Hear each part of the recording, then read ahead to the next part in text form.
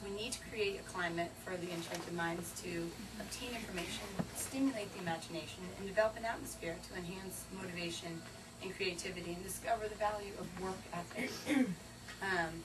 I did some reading with Marion Cleves Diamond, who's a PhD. She's a neuroanatomist over at UC Berkeley. And she's done a lot of research and written a lot of books. But she came up with her sort of 11 determinants of children's that help determine a child's academic success. And her recipe I wanted to kind of go over because I thought these points are things that we can do at home too.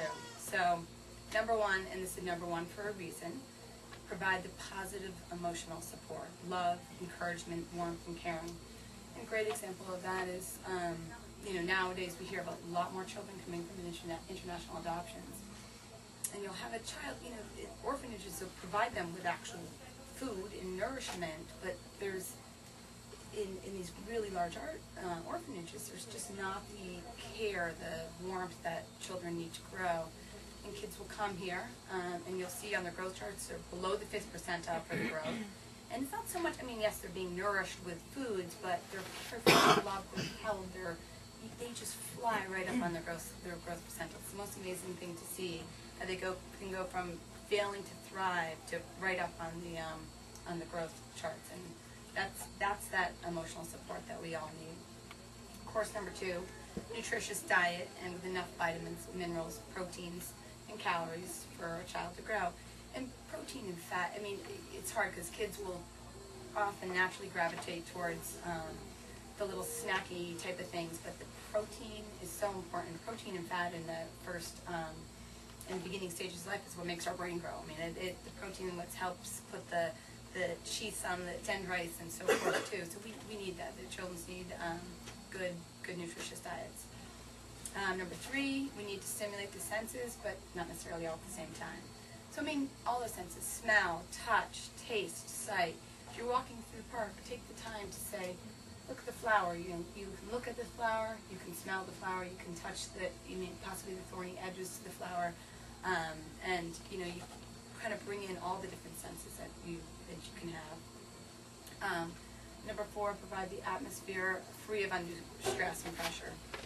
All the being parents, that's sometimes difficult to do, but if we can try to keep them shielded from argument or tension and provide them in that atmosphere where they're not feeling that stress is really important. And provide challenges for a child's appropriate challenge for your child's stage of development. So, for example, a 6-month-old, if they like a certain toy, don't hand it to them. Put it, a little bit out of arm's reach of them. Make them reach for them. Make them, stimulate, challenge. An 18-month-old, they might, for their milk or whatever it is. Look at them. Have them watch you say the word milk. Have them try to repeat the word milk. You need to challenge them. The more we just give to our children, the less that they have a chance to figure things out for themselves. A 2-year-old, encourage them to try to say the sentence. I want a toy or whatever it is, versus just handing them things.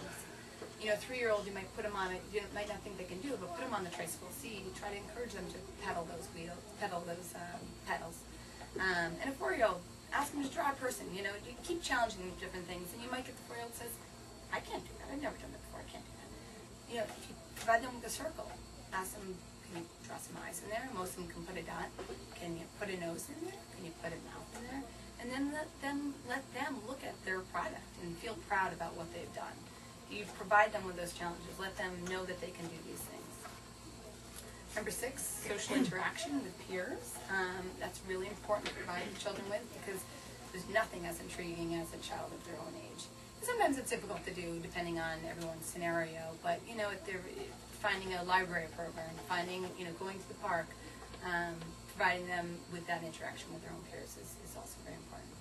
7, we've got to promote different range of skills with both mental, physical, emotional, social. Try to a wide range of things. Don't just hone in on just physical, just sports. Try to make them expand their mind in a lot of different ways. Number 8, offer your children choices on their activities. It's the unique brain that chooses.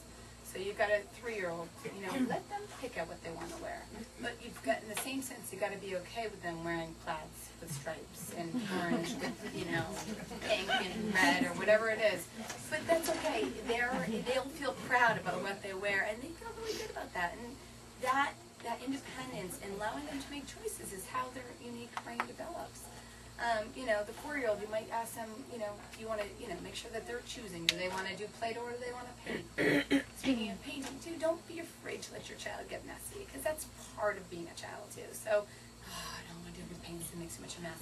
Allow them to make the mess. Allow them to explore their environment that way, or else they're not going to be able to meet and make those challenges. And the 5-year-old, ask them, do you want to play baseball or do you want to do dance, or whatever. Make them make some of their choices on their activities, and that's really important. 9, allow your child to assess results of his or her efforts. Build a sandcastle. Have them look at it. Do you think that's done? Do you want to add anything? Allow them to sort of elaborate on their own projects and make them feel good about what they have constructed. And if they want to destroy it, let them destroy it. But don't let them destroy their siblings. But their own, they can do that too. You provide that enjoyable atmosphere to promote exploration and basically fun learning. And 11, allow that enriched environment for children to be the active participants rather than passive observers, and that's really key here too. A healthy body will have the energy to become more involved.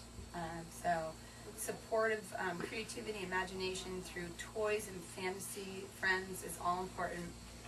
But another good point to this too, example, that there's definitely seems to be an inverse relationship between the elaborateness of a toy and its ability to stimulate imagination. You might get the toy, my son at a birthday got some toy with all sorts of buttons and stuff and things coming out of it, but we had happened to get a TV, not the best thing, but a TV, and we had a big cardboard box. That box was entertainment for weeks. It was, initially a fort, turned into a store, turned into a puppet theater. These are the things where they get their creativity, their imagination from, and allow them to grow from castaways that we may not think of. You do not need to provide them with lots of expensive and elaborate toys. A magnifying glass, a map, can open doors to their own creativity too. Let them use their minds to seek and explore and to kind of see the world that way. But don't put the pressure on any specific end product. The creativity and the thinking and the challenging is really the key to it. Another key point too is that sometimes too much stimulation is detrimental too, so we've got to allow them some time. You've got to allow them some downtime too. I just want to end, but before the other speakers go, with just another point about education and early education for children. When you're picking at your preschools and stuff too, it's not so important that they're learning, Spanish at age 3. I mean, learning another language is great, or learning that they've gotten all their ABCs done by the time they are 3 and a half, or whatever achievements that we seem to put in the society. But most importantly, that they're learning to share, that they're learning to interact with others, and that they're provided with that safe environment that they're comfortable with, where their minds have a chance to expand and to be creative.